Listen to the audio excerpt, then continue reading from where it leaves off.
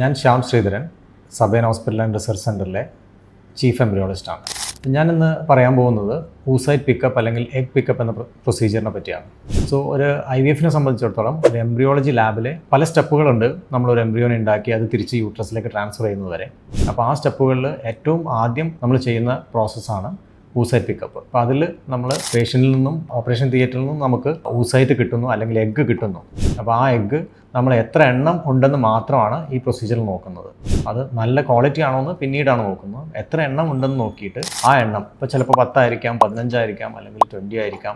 അപ്പോൾ ഈ എണ്ണം എല്ലാം എടുത്തിട്ട് നമ്മളൊരു സൊല്യൂഷനിൽ, അതായത് കൾച്ചർ മീഡിയ എന്ന് പറയും, ആ ഒരു സൊല്യൂഷനാണത്. ആ സൊല്യൂഷനിൽ വെച്ചിട്ട് നമ്മൾ ഇൻക്യുബേറ്ററിലേക്ക് 37 ഡിഗ്രിയുള്ള ഇൻക്യുബേറ്ററിലേക്ക് അത് മാറ്റി വെക്കുന്നു. പിന്നെ അതൊരു ഫ്യൂ അവേഴ്സ് കഴിഞ്ഞിട്ടാണ് നെക്സ്റ്റ് സ്റ്റെപ്പ് സ്റ്റാർട്ട് ചെയ്യുക. അപ്പം oocyte പിക്ക് എന്ന് പറഞ്ഞാൽ ജസ്റ്റ് പേഷ്യൻറ്റിന് എത്ര oocyte നമുക്ക് കളക്ട് ചെയ്തു എന്ന് നമ്മൾ മനസ്സിലാക്കുന്ന പ്രോസസ്സാണ്.